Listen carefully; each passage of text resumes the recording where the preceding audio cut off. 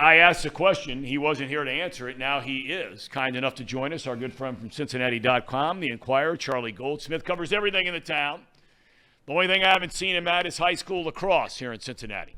But outside of that, I think he's got everything else covered. Charlie, how are you today?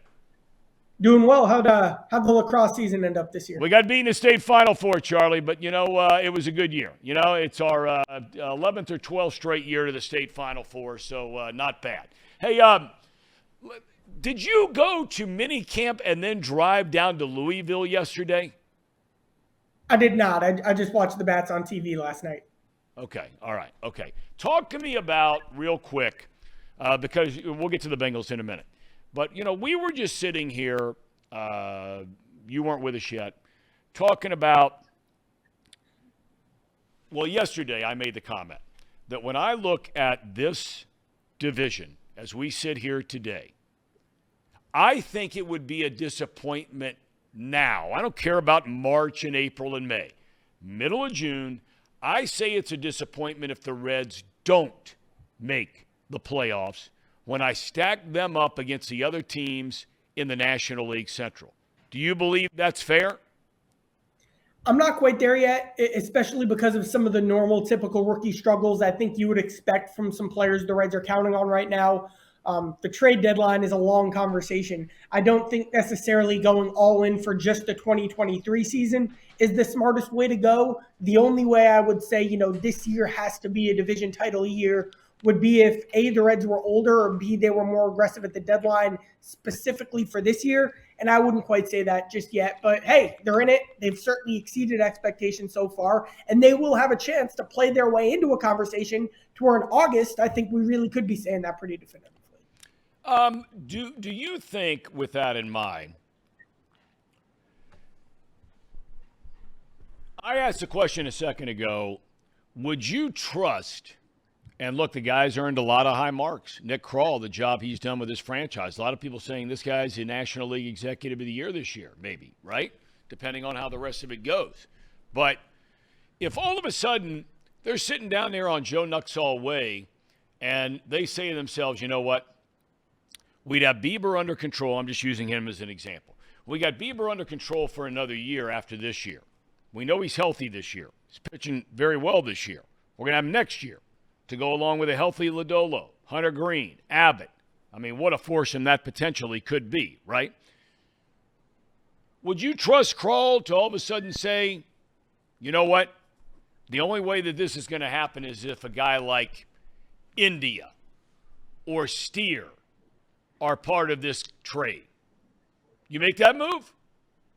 The one, so you mentioned trusting Nick Krall. The one type of move we haven't seen him make is this aggressive, top of the roster, big league ready player. Yes. And Nick Krall's done a lot right, but the things that really haven't worked out for the Reds are look at the players who they've added on big league deals since they've been the Reds, or since he's been their lead decision maker. That list is Sean Doolittle, Tommy Pham, Hunter Strickland, Mike Minor, Will Myers. It's not a great list so far. Now, there is a big difference between that tier of player and the guy who theoretically could put you over the top.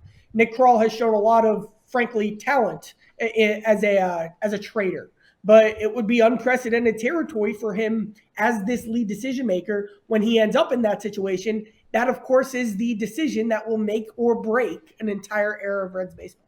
Well, there's no doubt about it. The other thing I want to ask you about, and look, you've been down there, you've traveled with a team, you've been around these players, you've gotten to know some of these guys. I find it a little bit curious, maybe you disagree. I find it a little bit curious that the team has not asked Jonathan India to potentially go to the outfield, or if they have asked him, we don't know about it. To my knowledge, he's not gone to them and said, hey, look, I can kind of see where we are here, right? And our best defensive team is McLean at second, De La Cruz at short, however you want to stack them up. But yet they go to Encarnacion Strand, as you pointed out on Twitter yesterday, and they ask him for the first time all year long. I know you've played third. I know you've played first. I know you've DH'd. But you're going out to the outfield yesterday. Do you find that curious at all? I do. The Reds' best defensive lineup, I think, is with De La Cruz at shortstop and Matt McLean at second base. There was a time earlier this season where there was a lot of like buzz chatter around Jonathan India moving to left field. But, even after De La Cruz has been called up, the only one who hasn't moved positions is Jonathan India. Now, you've seen this. Some players have earned that. And India, they call him the captain. He's the leader of this team. You can certainly make the case that he's earned it. He's been good enough. He's even made significant, noticeable in-season strides defensively, specifically as a second baseman, to where I think he's solid, even though he's not, potentially spectacular like Matt McClain is at second base.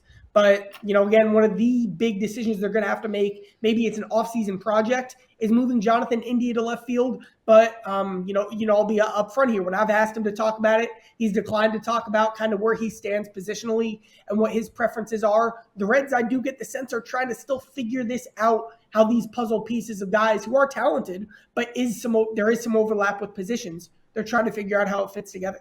Well, that room's getting more crowded, Charlie. Because, Chris Welsh was on earlier, and he thought that June the 22nd was going to be the key date as it pertains to Votto. Myers and Senzel, Chris had said he's surprised Senzel's not playing this weekend down in Houston.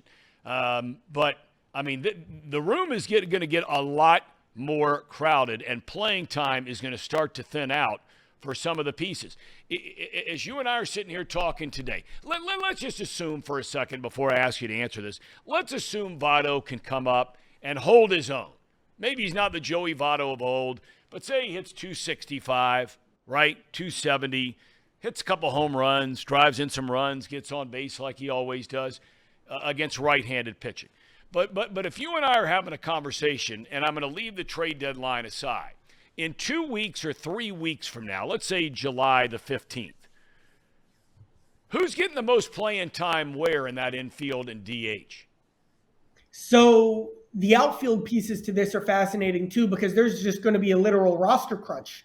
The numbers work out when you look at guys who could get optioned until you have to call up Christian Encarnacion Strand, who's certainly knocking down the door. When Strand gets called up, you're going to have to make some tough decisions. How is Will Myers? He hasn't hit at a major league, even average level this season. What is Nick Senzel's role on the team, infield versus outfield? He has to show even more, as well as he was playing, to lock down a full-time role as opposed to a platoon role. In the infield specifically, I think Votto will play 7-8 out of 10 days at first base or DH. The question is how quickly Encarnacion Strand will get into that mix, and whether or not he's able to pick up right field.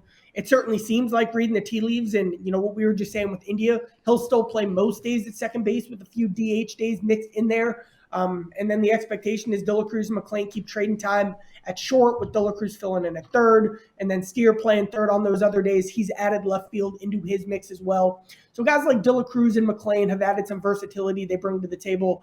Their best guys will play every day, but they would like some more options and some more flexibility to make sure they're getting their best 9 guys in the lineup. I got to tell you, the one guy, Charlie, and I remember in spring training, you were out there in Arizona. Everybody talked about how bad Steer looked at third, but then when the season started, he actually started to play quite well down there defensively at third. Now, is he as good as Senzel? No. But, I think he was proving that he was certainly better than average down there. Do you think there's a chance they move Steer back to third? Oh, completely. Steer is a solid defensive third baseman. Kind of he's jumped in terms of tiers into how you group and value Reds players. He has made a big jump from a guy who's all right, maybe he can be a solid, useful piece moving him around, to now I think he's just going to be a full-time, long-term starter on the Reds. Kind of the beginning of that process was how he responded to the struggles at third base he had defensively. There was a maturity they saw in him as he attacked these adjustments and fixed that problem. And he has that same mindset at the plate. Rookie of the month in May, keeps hitting, keeps doing everything well. I know they believe he can be a solid third baseman, but part of what he brings to the table as well is he's the guy with his hand raised saying, move me around. Yep. I'm completely comfortable with his role changing all the time. And that in itself is extremely valuable to the Reds. The comfort they have expecting him to be not spectacular, but solid at 4 or 5 different positions. Oh, I know you don't have a crystal ball. If you were a betting man, who's playing in right field for the Reds sooner, Will Myers or Encarnacion Strand? Will Myers, I expect he gets another shot. That's if I'm guessing right now, my educated guess is that Will Myers gets another shot because of his track record, because he doesn't have a long history of slumping. His like when he's been at his prime, he's been like 75% of Jay Bruce, who, and you know, when Jay Bruce is on, he can carry a lineup for 2 weeks. Will Myers has been 75% of that in certain stretches. He has been searching deep in the process, 12 different adjustments. He's had a chance to reset, and I think they do want to see how he like emerges from this reset. They also need to see how Strand looks in right field, because he's not the fastest guy. He is athletic. He has a strong arm. They want to add to his versatility. I'll go with Myers, but it is an intriguing option if Strand can pick this up because of how few options the Reds have in the outfield long term. I am very interested to see how that goes.